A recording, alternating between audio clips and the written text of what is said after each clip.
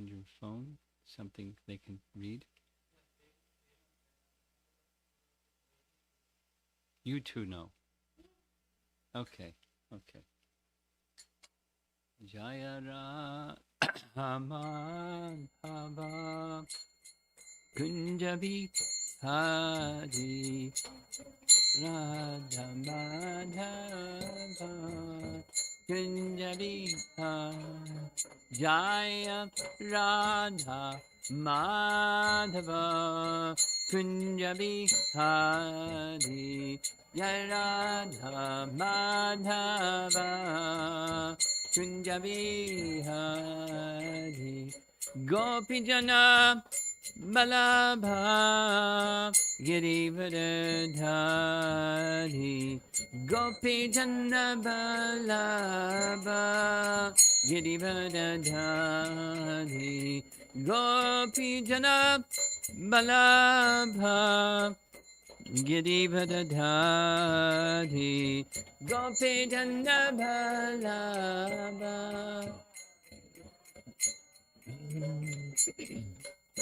Jasodanandana Brajajanarandana Danandana Brajajanarandana Jasodanandana Brajajanarandana Danandana Brajajanarandana Yamuna Tiravana Jadi Natira Vanata Jamana Tira Vanam Jadi Tira Vanachadi Jaya Radha Madhava Kunja Vihari Jaya Radha Madhava Kunja Jaya Radha Madhava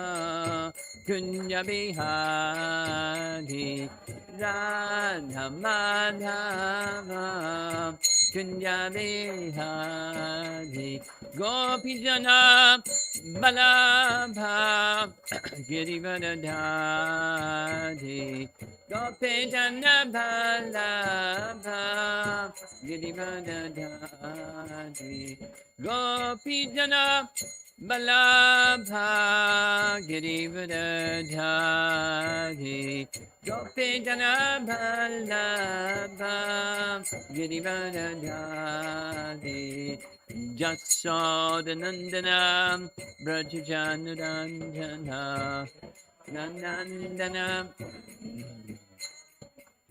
Jasodanandana Brajajanarandana Nandana Brajajanarandana Jamunatira Vana Chadi Natira Vana Jamunatira Vana Chadi Tira Vana Chadi Jaya Radha Madhava Kunja Vihari Radha Madhava Kunja Jaya Radha Madhava Kunja Vihari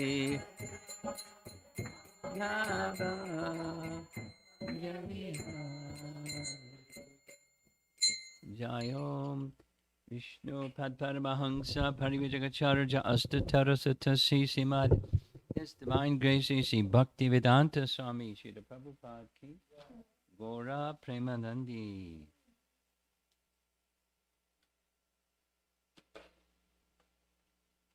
Om Namo Bhagavate Vasudevaya. Om Namo Bhagavate Vasudevaya. Om Namo Bhagavate Vasudevaya. We're going to begin a new chapter. Yay! Canto 10, chapter 13. And chapter 13 comes right after chapter 12. This is the last chapter of Srimad Bhagavatam that Srila Prabhupada provided purports for. This is, you can picture Srila Prabhupada in that final condition of his body, giving totally lucid Bhaktivedanta purports. The situation is, this is the final year, forgive me, this is the 1 year where Krishna manifested himself as cowherd boys and calves for the pleasure of the mothers and the pleasure of the cows who wished to have Krishna as their son or their calf. So that's the event, and the chapter begins. Here's the chapter summary.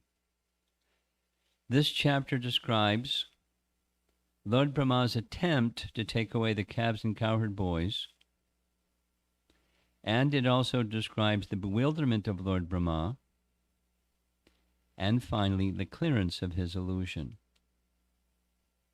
So it's called Brahma Vimohan Lila.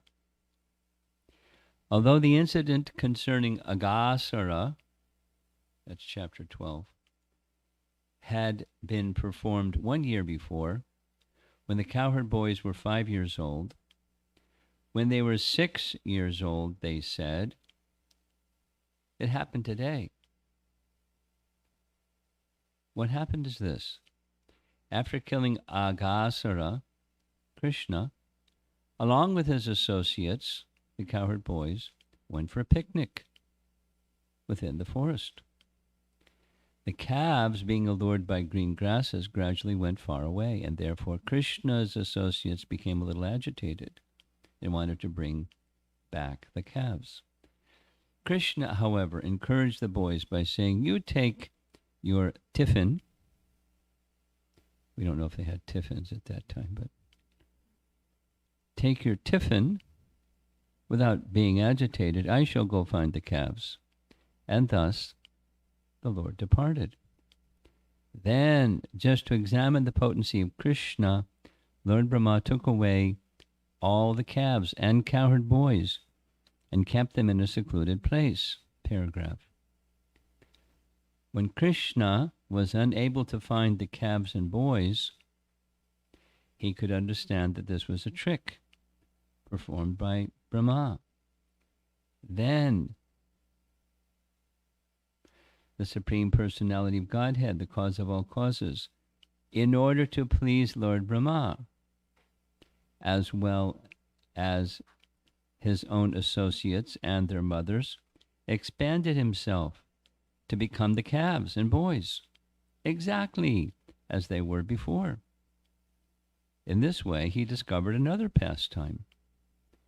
A special feature of this pastime was that the mothers of the cowherd boys thus became more attached to their respective sons, and the cows became more attached to their calves. After nearly a year, Baladev observed that all the cowherd boys and calves were expansions of Krishna. Thus he inquired from Krishna and was informed of what had happened. Final paragraph. When 1 full year had passed, Brahma returned and saw that Krishna was still engaged as usual with his friends and calves and cows. Then Krishna exhibited all the calves and cowherd boys as four-armed forms of Narayan. Brahma could then understand Krishna's potency,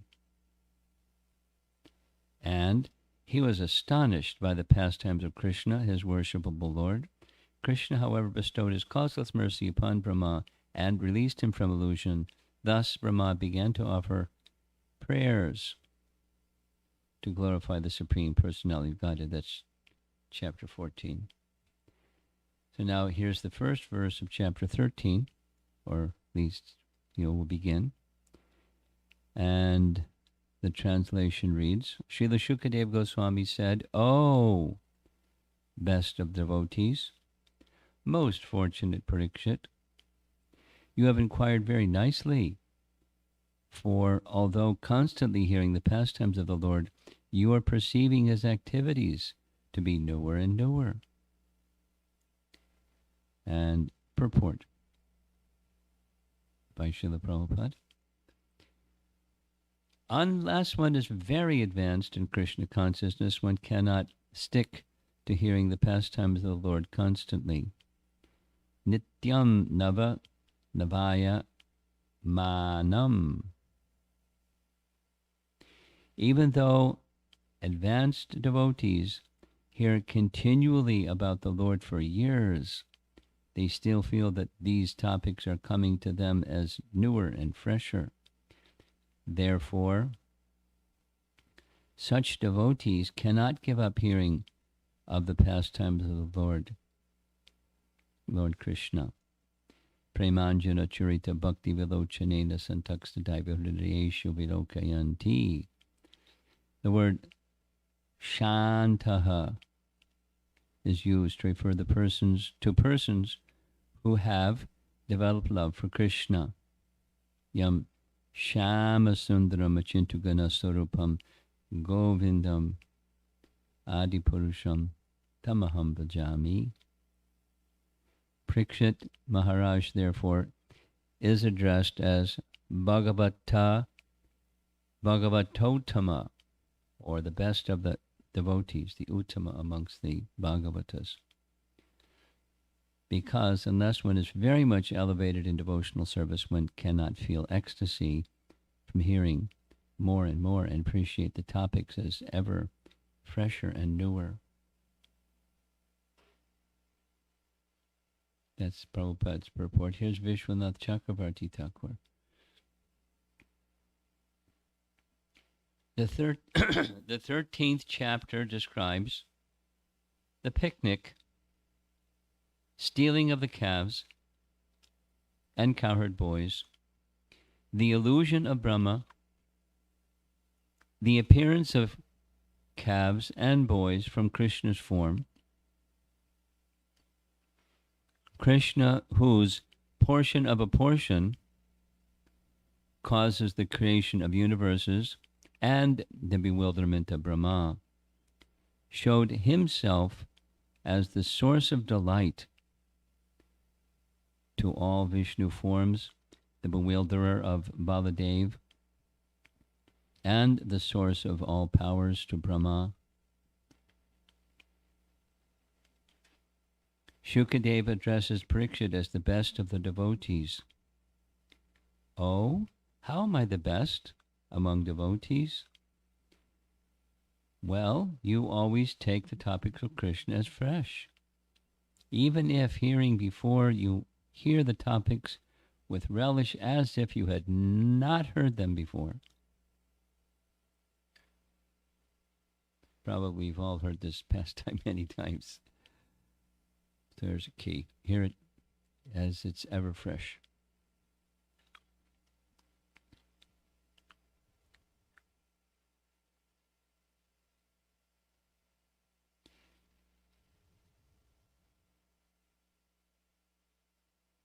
Jiva Goswami writes, You, Maharaj Parikshit, you are most fortunate, since even in the womb you saw the Lord, Mahabhaga. You are the greatest of devotees, since you relish these topics.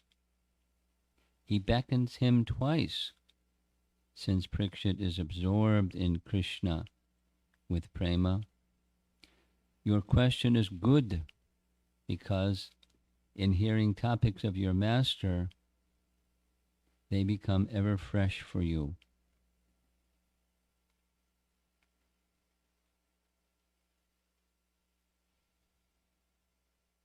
This is a transition verse, as when we completed chapter 12, there were There's a whole series of those. Maharaj, Shukadeva Goswami was narrating to Maharaj Parikshit because he had asked the childhood pastimes. So this is Krishna's just 5 years of age. So it's just still in the category of childhood pastimes, Kishore age. And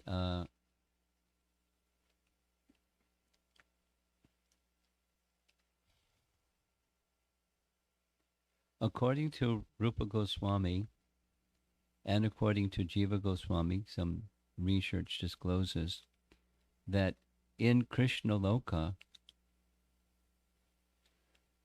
Krishna only shows his 16-year-old form. That means the childhood pastime, the boyhood and childhood pastimes of Krishna are only in his Prakat Lila when he appears in the world. Rather, there is, the way that it's described, is there is always a sense, just like the birth of Krishna, Mother Jasoda is the mother, but there's no birth pastime. There's no babyhood, there's no boyhood, there's no youth pastimes. He's Navayovana, eternally youthful. And when the pastimes are performed once in a day of Brahma, of course in the spiritual world there's no sense of passage of time. The way that it's described is time is conspicuous by its absence. Time as we know it is conspicuous by its absence. Although the normal way of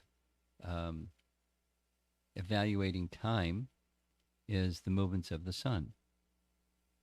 Correct? Day and night. Or even in smaller increments, the third canto Bhagavatam describes the smallest unit of time, some really small, fractions of a second, is the time it takes for the sun to cross one atom.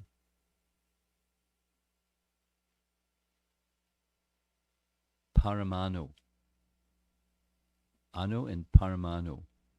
Paramanu is the Sanskrit term for, at least how Prabhupada translated as atom, smallest particle of matter. Whatever that is, the smallest particle of matter, the sun is moving, and the sun moving across one particle, one atom, is the smallest unit of time, and so many atoms makes the next unit 10 times that, or something like that, is the next unit of time, and 10 of those is next unit of time, and so forth. Time is measured, time as we know it, is measured by the movement of the sun. Kala, chakra. But there's no, in the spiritual world, there's no need of sunlight, moonlight, electricity. But there is the sense of day and night. There's the rising of the sun and the setting of the sun and the nighttime where there's a full moon. But it's never anything other than a full moon. So that the reason for the sun and the moon in the spiritual world is for pastime purposes, not for time purposes. Because time is conspicuous by its absence. So what's the day and night thing? Or even, for that matter, the presence of the sun and the moon when there's no need of the sun or the moon? The answer is just pastimes. To facilitate Krishna's pastimes, there's a rising and setting of the sun.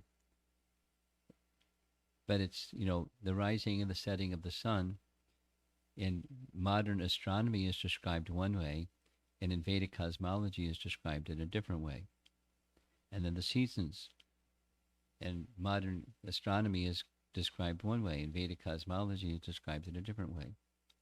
But whether it's described this way, that way, by principle or frame of reference, or there's passage of time. Because the nature of time is it destroys things. So Krishna's pastimes are called eternal because There's no beginning and end. There's no beginning and end. And even his worldly pastimes. Here's a little interesting detail from Jiva Goswami's Bhagavat Sandarbha. Somewhere in some universe, Krishna is appearing. And as he's about to appear in one universe, he's preparing to appear in the next universe or some other universe. And as he's just appearing in that universe, he's about to appear in another universe.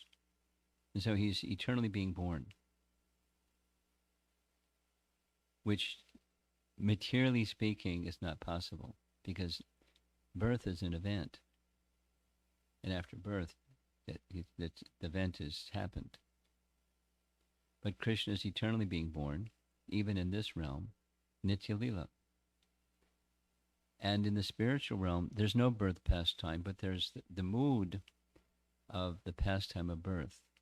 Isn't this fascinating? Time is a fascinating topic. And Krishna's pastimes are involved in eternal time. So in each day of Brahma, there's the renewed invigoration by Krishna's eternal associates like Nanda and Dasoda and the cowherd boys and the gopis and so forth, where they relish the childhood pastimes of Krishna, the birth pastimes, etc., etc. There is no such, I'll say it again, there is no such, according to Rupa Goswami and Jiva Goswami, Krishna's presence in Krishna Loka is eternally 16.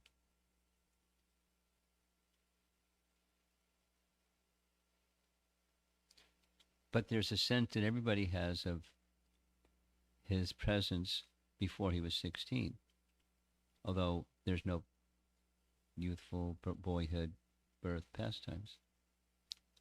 So hearing these pastimes is very special. It comes only once in a day of Brahma, and it doesn't even, they're not displayed in Krishna Loka. Yet the relish is fantastic.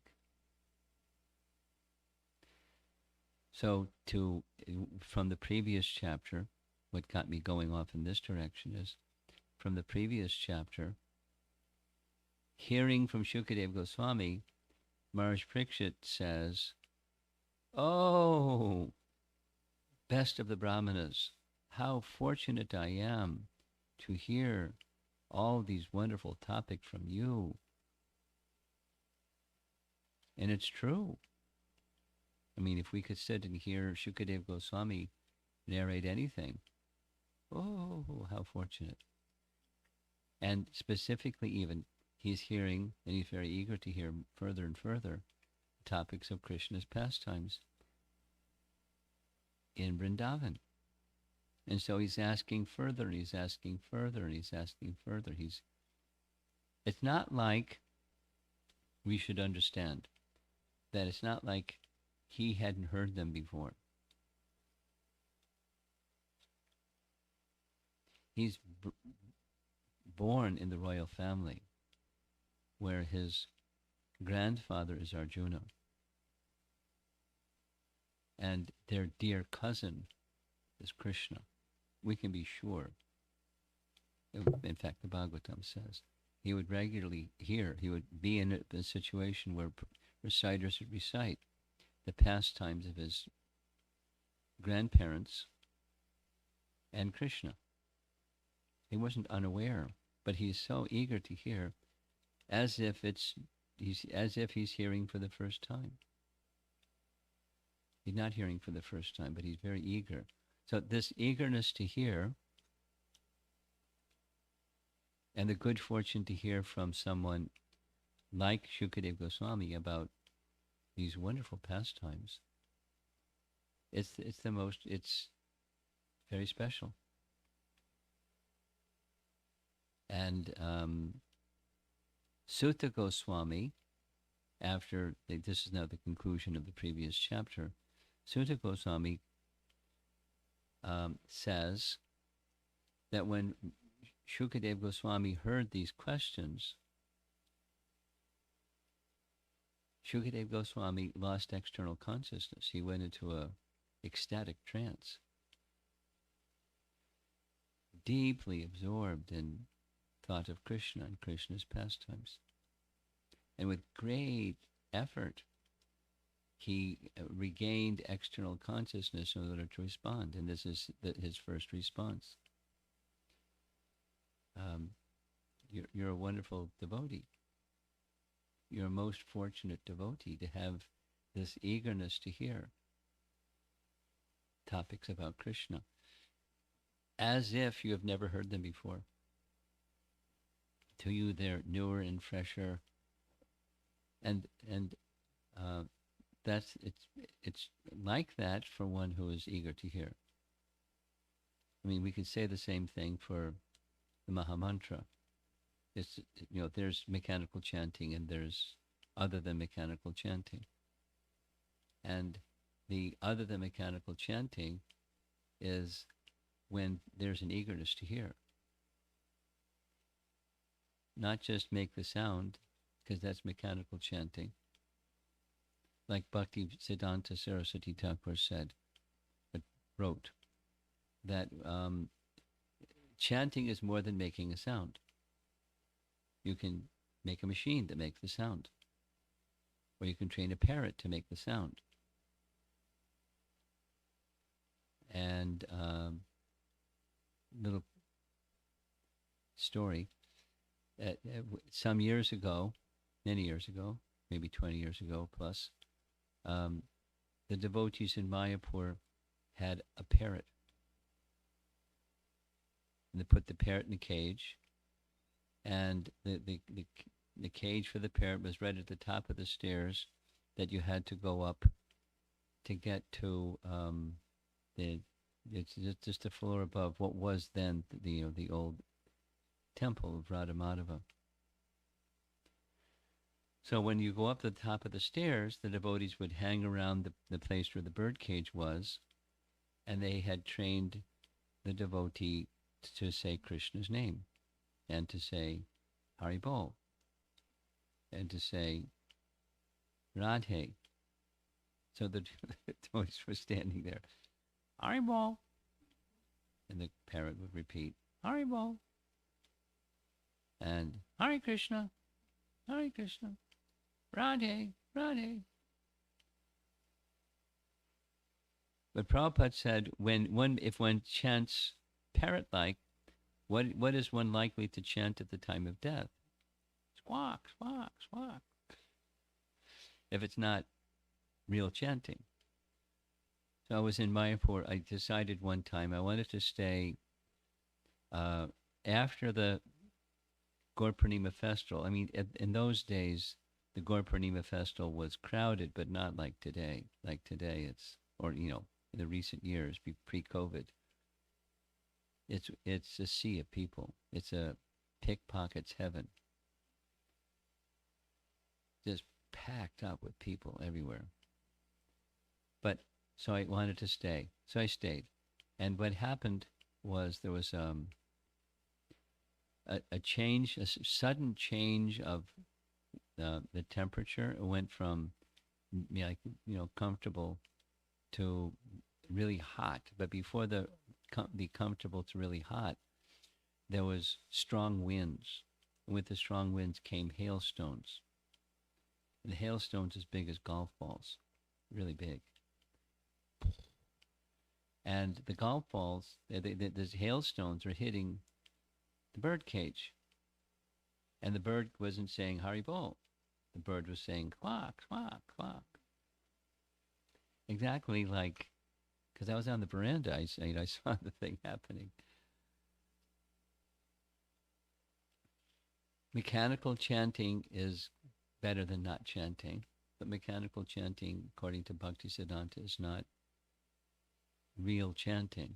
Real chanting includes, from the heart, eagerness to receive the holy name. But what he wrote was, when we call out, "Oh, Lord Nityananda," You are the deliverer of the pure holy name. Please deliver the pure holy name. And when one calls the name with the same tongue, the same mouth, that's chanting. That is real chanting. So there's the receiving, the eagerness to receive or to hear, which makes all the difference between mechanical and devotional, hearing or chanting. It all starts with hearing, everything, Shravanam, then Kirtanam, Vishnu Smaranam, but it starts with hearing. So it's a qualitative. Shukadev Goswami is appreciating Maharaj Parikshit's eagerness to hear, that quality. And because of that eagerness to hear, it's ever fresh. There's the potencies in that sound vibration he can receive, and that's what's stimulating his ecstatic love. From time to time, during the course of these narrations, Shukadev Goswami remarks, "Oh, Rajan, oh King," because he knows he's in ecstasy, just as Shukadev, is in ecstasy, and he knows how fortunate. You're dear to Krishna already. When you were still in the womb of your mother, you were dear to Krishna. And that dearness to Krishna is being exhibited even now. Your eagerness to hear. You're very dear to Krishna, and Krishna is very dear to you. So at the beginning of that awakening of the strength of our connection with Krishna is the hearing process. That's what's being emphasized in this transition verse, and right away it's going to begin. Shukadev is going to give the answers. How did all of this happen? 1 year passed, but they're saying it's today. So how did that happen?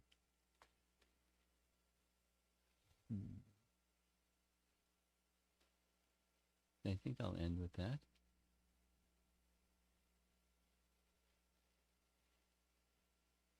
Makes one, the intention, my understanding of the way that this is being stitched together, the previous narration and this upcoming narration, is the pause is refocusing the reader on the importance of hearing and the importance of eagerness in hearing.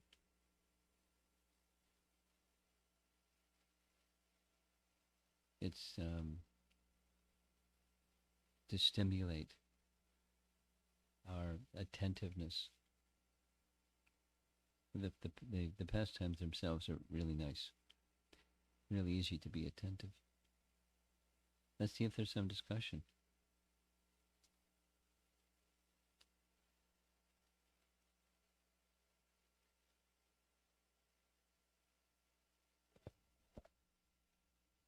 Hare Krishna Maharaj. So here Maharaj Parikshit is finding newer and newer enthusiasm, eagerness, but for me, when I hear the same thing again and again, as soon as I start to hear, the mind checks out and okay, this I already know, I don't have eagerness. So my question is, so the mind coming into picture and saying that you already know this story, and this is because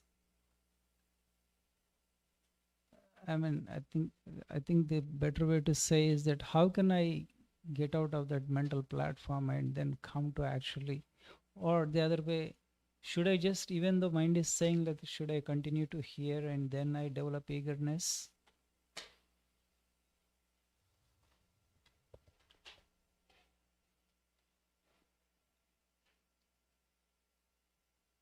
Why and what to do.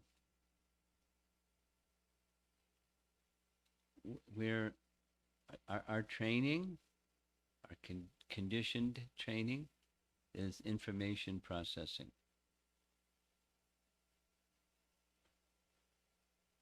We're we're rewarded in our educational process and subsequently for information processing.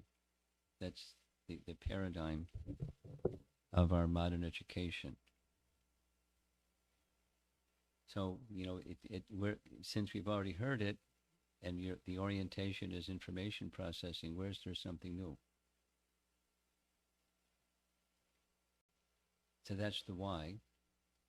It's like, why do we understand and chanting is important, but, how common is it for all devotees that chanting is mechanical? And how do I get beyond mechanical chanting? How to get beyond? So it's that's the why. What to do? The bhakti principle needs to be understood. Cleansing will take place even if it's mechanical. But mechanical, how many lifetimes? According to Chaitanya Mahaprabhu, Bahu Janma Kadiyati Shravana Kirtana. Bahu, many.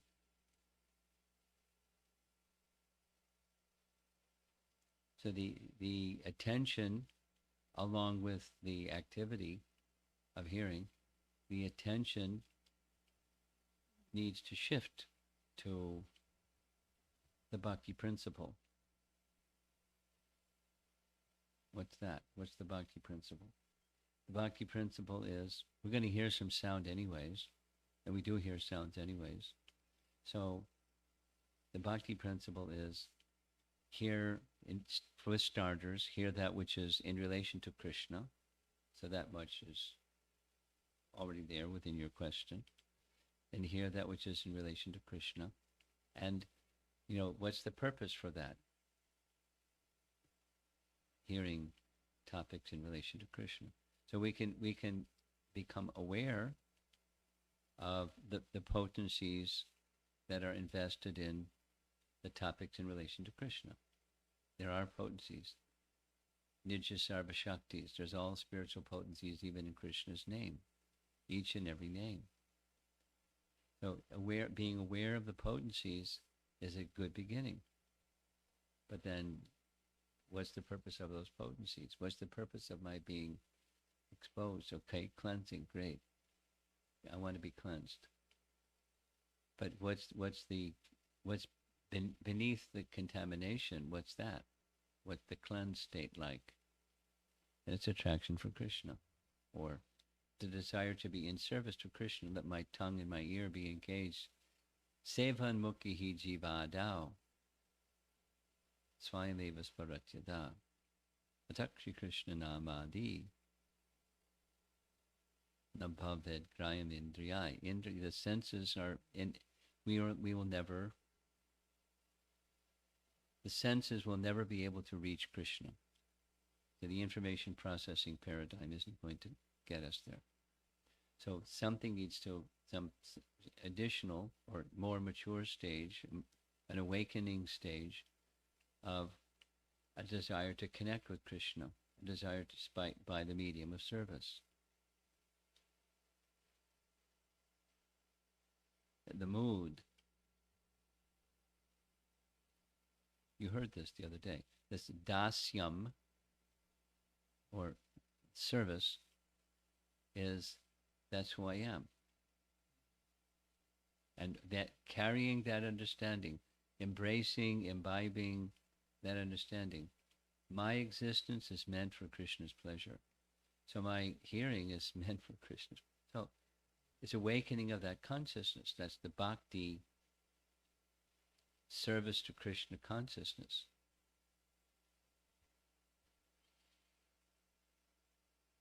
Attention needs to go there. At least intention will drive attention.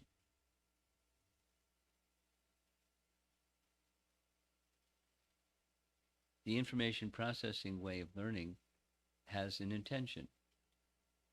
Get recognition.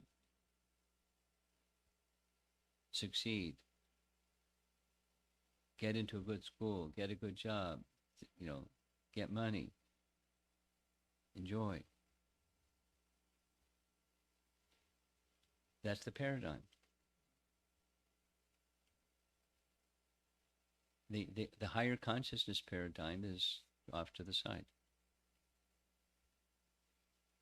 And now this is the higher consciousness paradigm. It's not about those other things.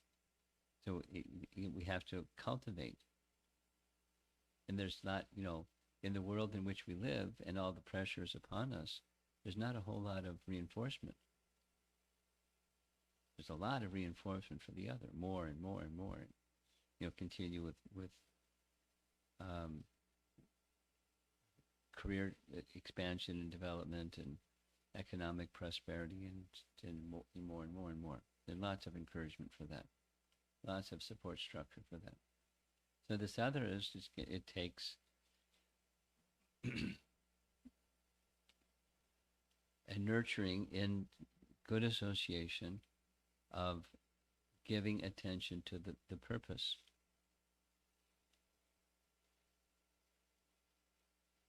The sankalpa word. What's the intention behind when you sit down to when you put your hand in your bead bag? This was what I was telling the Chinese devotees. Many of them picked up on it. Why am I doing this? What's the purpose? And if you don't have a purpose, it becomes mechanical. And you do it because you're supposed to do it. It's good for me. It'll purify me. And it's true. Even the mechanical, it'll purify you. But there's something beyond. So when you put your hand in your bead bag, what's the intention? Why is it that it's good for you? What is the purpose of? And the same for hearing. The purpose isn't, to satisfy your interest for new information.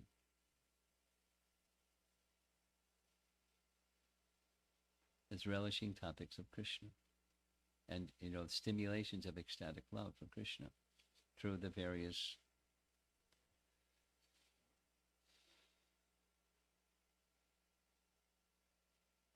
depictions of Krishna's name, form, qualities, pastimes, etc. With entourage. And they are of a transcendental quality. So it's to restore, revive relationship with Krishna. There's a purpose. So it's not information based, it's relationship based.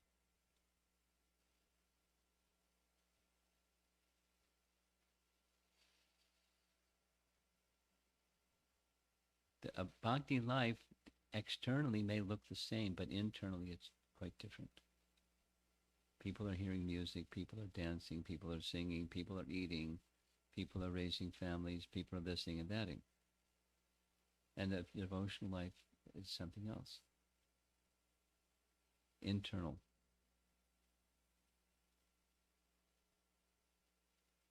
And it starts with hearing.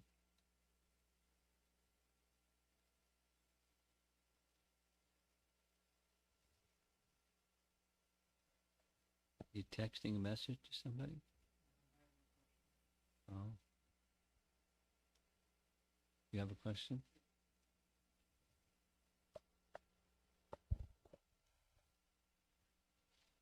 I was just connecting how we didn't want to take part in Krishna's pastimes in the spiritual world anymore because of false ego.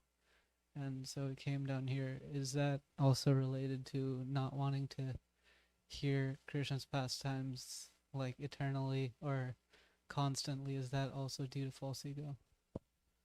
Well, pardon me while I adjust the preamble of your question. The preamble of your question presupposes that the living entities being in the material world is a once upon a time kind of an event. Bhaktivinoda Thakur teaches that conception is misleading. It's an event, but it's not an event within time. So the frame of the question is a misleading frame of the question. But so leaving it outside of the realm of time, because it's not an event within time, the rebelliousness of the living entity is rebelliousness. And so, in answer to your question, after editing the preamble, yes,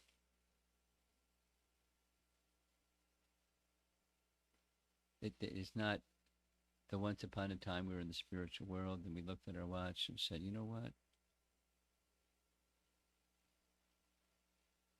I'm out of here. It's not like that.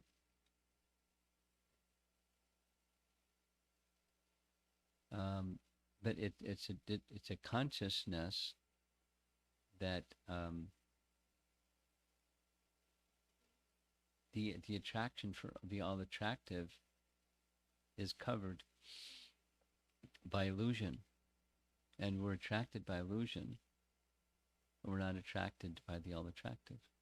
Different features of the illusion of other than Krishna or forgetfulness of Krishna is it there's themes, but it changes for every individual over time and lifetime to lifetimes. There's themes, but they're all just different coverings.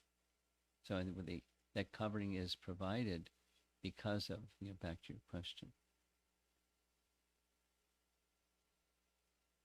is the disposition of being a different kind of an enjoyer than the servant of Krishna enjoyer.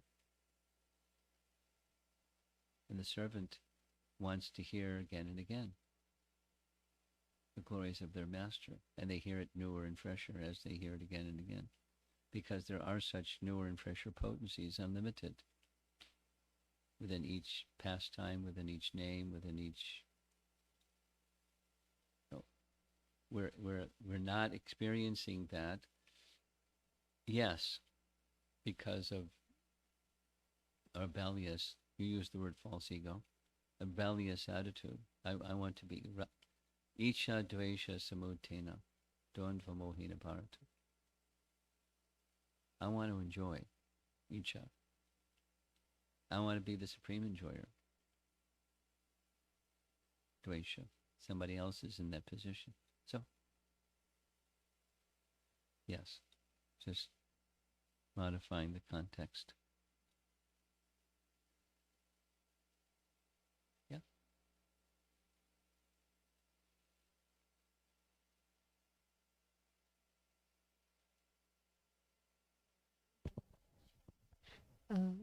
I have two questions.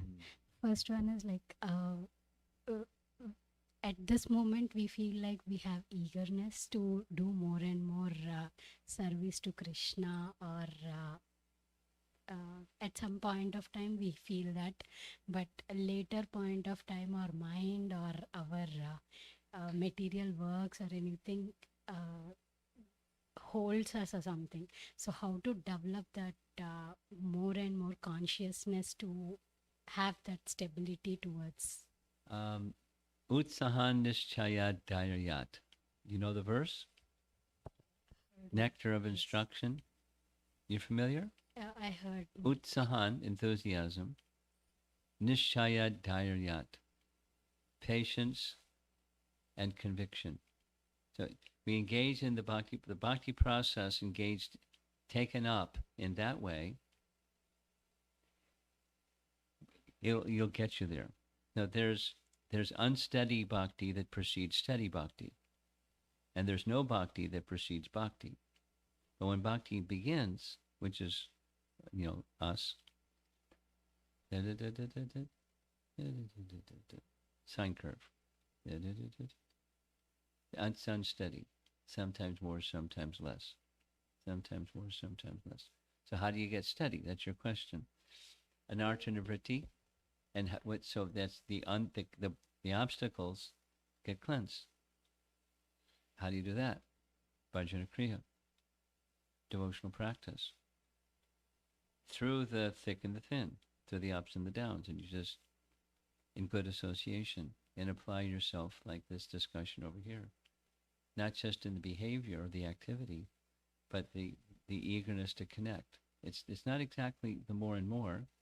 It's the qualitative relationship, strengthening the relationship. So bhakti, the sadhana practices of bhakti, done with enthusiasm. And this, you can sustain enthusiasm if you have some faith, you have some confidence.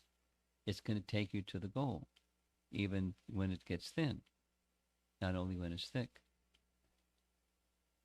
And then the covering diminishes, and the enthusiasm and the sense of connectivity increases, becomes steady. But it's gradual. But that's the how. That was your question. One more question, Maharaj, not related to this, but in the childhood pastimes, we see like Lord Indra and Brahma try to prove like they are powerful than Krishna. Yeah. So why do demigods have that intention, even though they know like Krishna is the supreme? Well, Brahma didn't want to prove himself more powerful. He was curious, inquisitive. What's the extent of his mystic power? So he decided, he made a boo-boo, and let me show my mystic power and see what he'll do.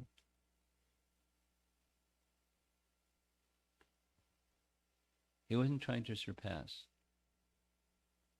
That's Brahma. And what he did was wrong.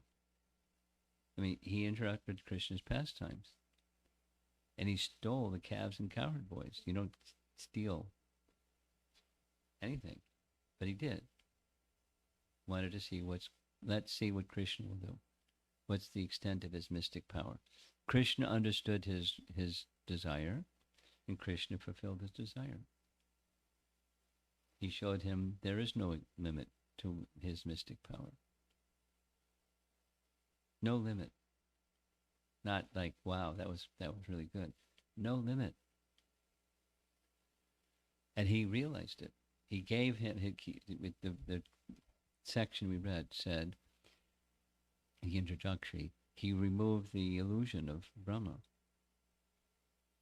Now, it's not like Brahma was in big, heavy illusion, but even the illusion of, let me see the extent. There's no extent. There's no limit. So, it wasn't that Brahma, go back to your question, it wasn't that Brahma was trying to surpass Krishna. Now, Indra was. Indra was, I'm going to teach him a lesson. I'm Indra. So, now your question is, how can they be in a situation like that? Because they're not pure. Indra is, to go to heaven, when to speak of the post of king of heaven, to go to heaven, there's piety and there's desire for material enjoyment. That's heaven. Opulence, let's go. Well, to get there, you got to be pious. Okay, I'll get pious so we can go and enjoy. It's not all about Krishna's enjoyment. There's piety. In the case of the King of Heaven, there's some devotion. He's doing some important service, and Krishna is entrusted because he's capable of serving Krishna in a very powerful way. At the same time, from time to time, he has to get bonked in the side of the head because he gets carried away with pride or lust or something. He loses track. So how does a demigod lose track of their mode of service to Krishna? Because there's other desires, and they sometimes overwhelm them. Sometimes. But nonetheless, they're under Krishna's protection, and he he helps them overcome their own desires. That's what Krishna did with the whole Lila with Govardhan that Krishna recognized. He knew Indra's proud, I don't like it. I'm going to curb his pride. So the pastime was enacted. One of the reasons was to curb Indra's pride, which worked. There were other reasons. But your question was, how can it happen? Because they're not pure. That's what heaven means. If you're pure, you don't go to heaven. If you're pure, you go to Vaikuntha. Then you're not a demigod, and you don't have, things that need to be cleared away. They have things they need to be cleared away.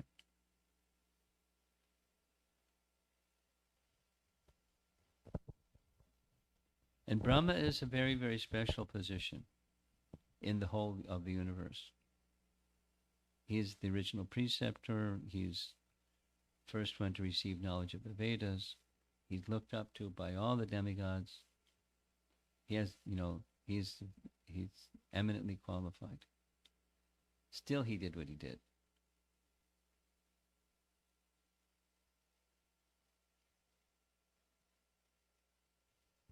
And Krishna, I put it in big letters. To satisfy Lord Brahma, Krishna did this pastime. And to satisfy the mothers and the cows, to have Krishna as their son and their calf. But it was also to satisfy, to reciprocate with Lord Brahma. Lord Brahma is very dear to Krishna. And Krishna is very dear to Lord Brahma.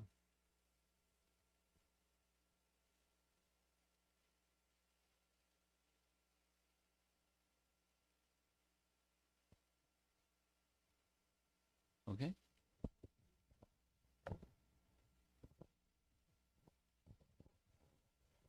Hare Krishna Maharaj.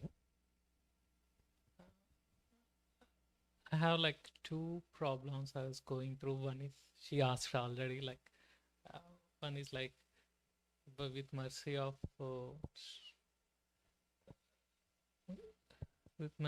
devotees and Prabhupada, I know what is the right thing to do. At least I get to know, like theoretically, but I don't have a capacity to implement the right thing. It's because of my fears and my contaminations in heart. That's one question. And other one is That's not a question. That's just a confession. yeah. So the question is what to do. What to do? So before you go to the second one, let me just speak on this one. We had an entire retreat in Gitanagari addressing this question, for 2.5 days. And everybody that was a speaker spoke on the topic. Now, the way it was worded was acceptance and progress. That was the theme. So the acceptance is recognition. This is where I am. And it's not just recognition, it's acceptance. This is where I am. And then progress is, this is where I want to go. And then progress requires a doable step to get to where you want to go. I'm looking right behind you is the stairway to upstairs. So to get upstairs, there's a stairway. You don't just step up to upstairs. There's steps to get to upstairs. So like that, to acceptance and progress, what's a step of the things that they're right and the things that are not right? You know what's right. So what you're saying, by the way, misery loves company. So it's a standard intermediate stage in bhakti where one is unable to uphold that which I know I should do. And then another is I'm not able to remove myself from things that are unwholesome for me. It's a stage of unsteady bhakti. So you have lots of company in that space. Take something that you know you can do, and do, and consistently do, and consistently do, and consistently do. And it's like the tide rising, and the boats will rise as the tide rises. Your ability to do something that you recognize as doable, and you do it consistently, then your ability to do that something grows. And you stay with it. In the, I don't know, maybe 20 years ago, some number of years ago, I was asked by the Potomac Temple if I could answer questions. It was posted onto their website, questions and answers. And it just like continued and continued. I've been doing it for years. One of the very first ones that I responded to was this one. And it's the reference in the response, you can look it up, is retraction of bad habits, which is the flip side of that is making improvements that I know are important for me. Bhaktivinoda Thakur writes about it. You can go there. If you can't find it, you can help him find it. It's Bhaktivinoda Thakur's formula for how to retraction of bad habits. He said, take one, you make a list, maybe it's 50. You work on one for 5 years. That's his formula, because it takes that long. So it's completely gone. But when you stay focused on something and it's completely gone, then other things also diminish. Because when the light's brighter, darkness is dispelled. The other ones that you're struggling with, there may be too many to struggle with. So you don't do any of them effectively. So pick one. That's his formula. And stay with it. And stay with it and stay with it. So, this, acceptance and progress. What's something that I can do? So like it's the Kartik month, has it begun yet? Friday. So for the month of Kartik, this is a suggestion. Something that you can do as a Kartik Vrata. It doesn't have to be, something really high. Just something that's a Vrata that you will do for the whole month. I mean, many devotee families, they sing Damodara prayers. That's too easy. Take that and then something else, whatever that something else is. Chant another round or, something. Read 5 pages from the Bhagavatam or something. And then do it every day for a month. Every day for a month. Every day. Recite certain prayers or, something that's devotional. And stay with it. That's not like retraction of bad habit, but it's making a vow and sticking with the vow and getting some spiritual strength from that during this auspicious month of Kartik.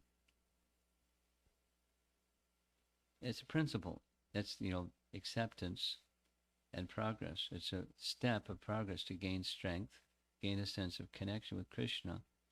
And then the other things that are important to you, pick something out of a list of whatever, and you focus on doing that. Eradication of something and acceptance of something. It's beneficial. And stay with it. Then it becomes your way of life. You celebrate and you go on to the next thing.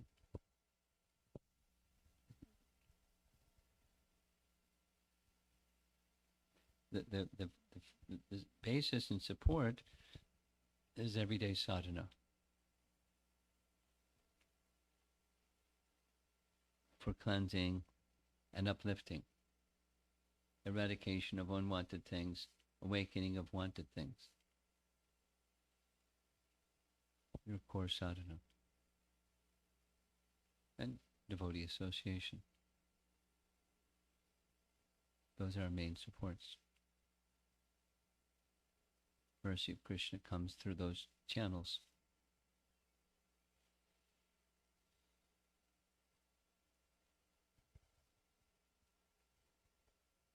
Specific enough?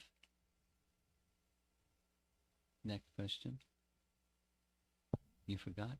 No, no, Maharaj. Next question is like about hearing, Maharaj. Uh, Whenever I hear, I'm getting afraid of my mental speculations. Oh. So it directly won't take the positive side of it. It takes me to the, why did Krishna do like this? He's a supreme power. He can just as an example, Maharaj, like it's not directly going to the positive side. It's I had to. It speculates more on the negative side and comes to the this side. That feels me very very sad and upset. Like, and also makes me afraid of, am I committing mistake by thinking all these things? For example, The situation is similar to your first question. It's not the same. It's just an application of the first question. So there's this acceptance thing. That's the first step. Rather than beat yourself up because that doesn't go anywhere. That's my tendency. I see it happening again and again, and I'm looking within myself, and I see it happening again and again, and so it's a tendency. Now, rather than just spinning your wheels on tendency, let me make a strategy of how to go beyond that. It's very similar to the earlier question. It's an application of the earlier question. So, one of the things that are trying to recall which was the specific example. I can't remember the specific example, but Jiva Goswami was saying one of the reasons that Krishna did something in such and such a way was to bewilder the minds of the weak-hearted. That's also like a question. Why does Krishna do like? Because why does he trying to bewilder us? He's not trying to.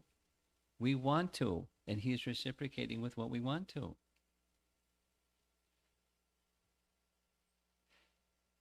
Why did Krishna leave behind a material body when he has no material body? The departure pastime. Or why did when Bhishma Dev fired arrows did Krishna show blood, although he doesn't have a material body? He's reciprocating with his devotee and giving pain to Arjuna. Oh, those arrows were meant for me, and Krishna's taking the arrows. How horrible. But that's his bhakti. It's stimulation of his bhakti. So, we can't understand because we're contaminated and covered. So, so that the speculation tendency gets ramped up because we want to see through our own lens. So Krishna gives those that want to see through their own lens the opportunity to see through their own lens.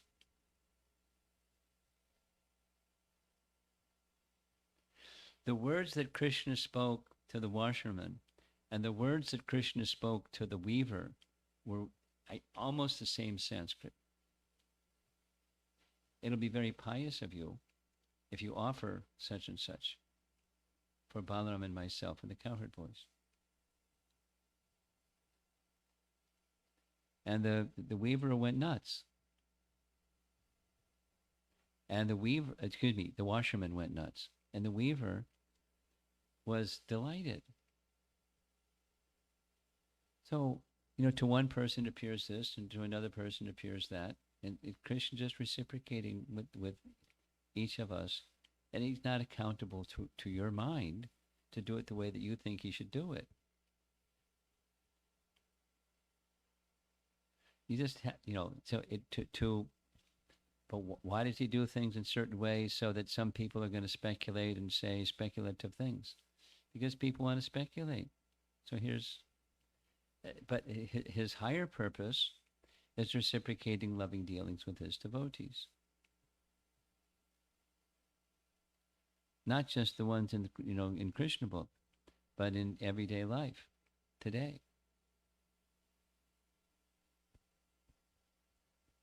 He knows every one of us perfectly. He's our best friend. He knows where we've been. He knows where we are today. And he's encouraging us to go to where he wants us to go tomorrow. But he's not interfering with our free will. He's reciprocating with us in a loving way.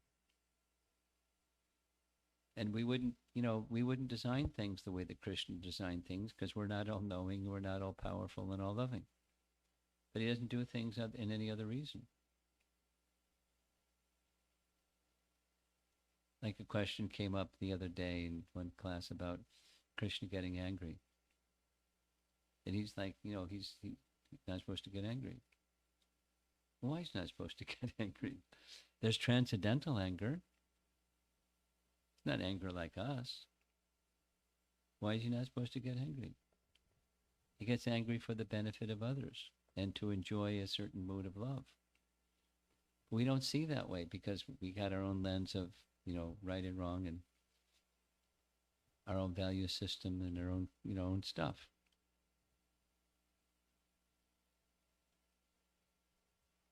Krishna's not obliged to accommodate your stuff. Krishna wants to elevate you and all of us. So he's exhibiting his transcendental potencies in his own way, which we may understand, may not understand. In the course of time, we'll understand better.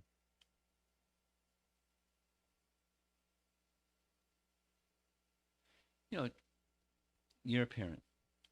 So your son isn't always understanding why you're doing what you're doing and why you say yes to this and no to that. If you say, you get the idea. If he wants, it's just as he wants. And if you say no, then it looks like you're mean. Then why are you mean? Give me what I want. But so you have a higher purpose. You're training your son to be, and he doesn't have the big picture of where dad's coming from. There's affection, but he doesn't have the big picture. It's not mature. And you may not have the big picture either, but according to your capacity. Now Krishna does have the big picture for each of us. So, and all of his devotees, and he does things with that purpose in mind: loving exchange, and lifting, stimulating love.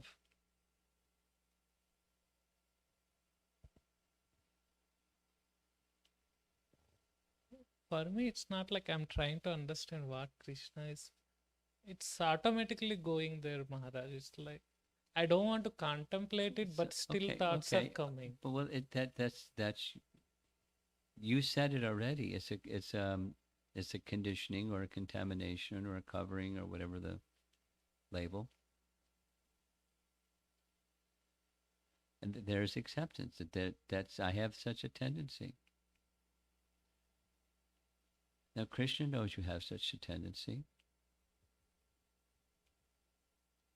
And Krishna is giving you, through association of devotees in the bhakti process, a way to get beyond that tendency. Until that happens, you've got the tendency.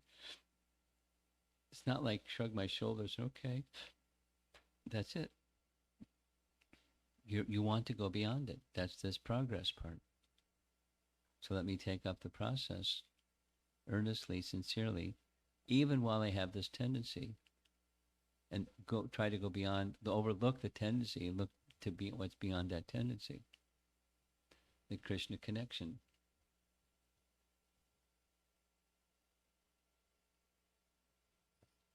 It doesn't stop there either. There's layers and layers. Keep going. There's more layers.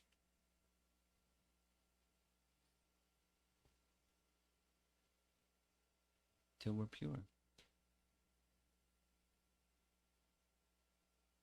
It's not work. It's not like the burdensome type of work. It's joyful.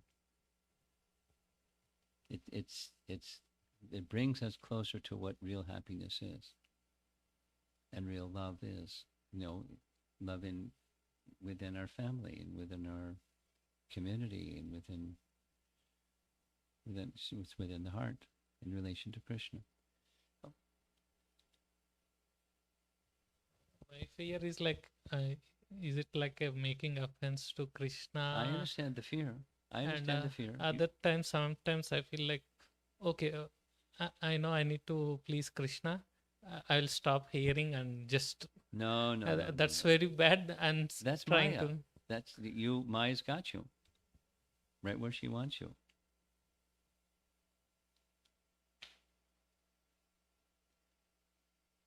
Your son is naughty sometimes, I'm sure.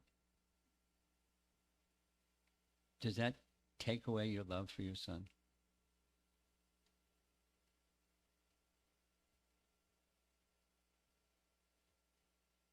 Understand Krishna's position from the position of being a parent, and then relate to him as a loving father, because he is.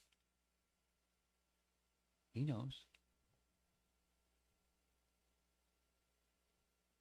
And he's extending himself through various ways, through association and, scripture and things in so many ways, to bring about purification.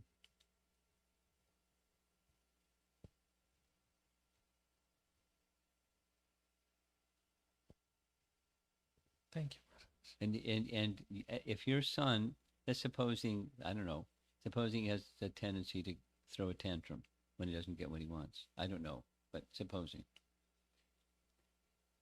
If he acknowledges this is a tendency, I want to get on the other side of it, and he still throws tantrums, and you're being very patient, you see some effort to overcome that tantrum tendency.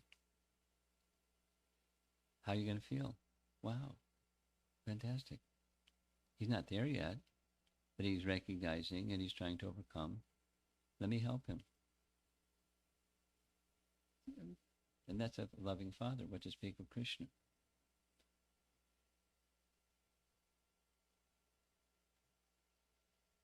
Thank you. It's real. He's a loving father.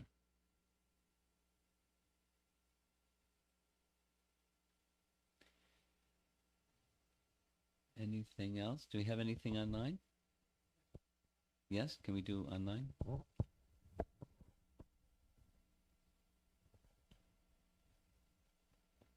Believing and accepting, which one comes first for receiving spiritual knowledge? Believing or accepting. Let's use the word faith. Faith or acceptance.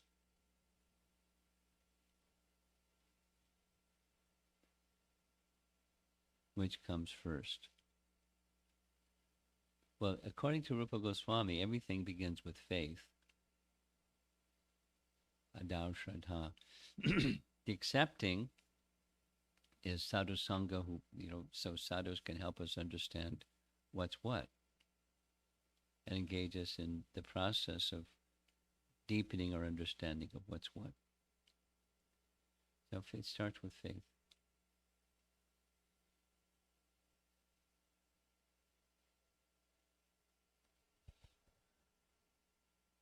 How do we prevent masking when trying to maintain enthusiasm in devotional service? Masking, like pretense? Mm-hmm. To keep it real and self-honest. Well, this is another way of asking how to become sincere, as opposed to cosmetic or pretentious. And Prabhupada's answer to that one is by being sincere.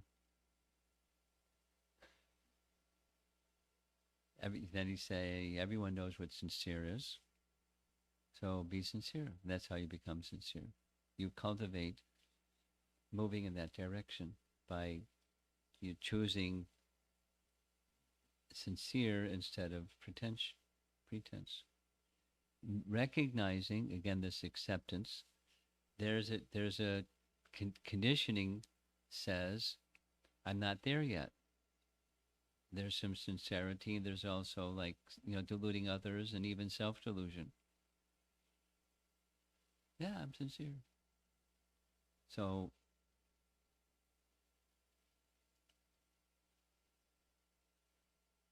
by associating with persons who are very genuine, by having heroes or role models from scripture or from real life or both, that are exemplary in the areas that you want to grow in. And you cultivate. Bhakti this is Prabhupada's language. Bhakti is a sort of cultivation. We cultivate sincerity and we become sincere. That's it. Okay, we're done. Srila Prabhupada ki jai.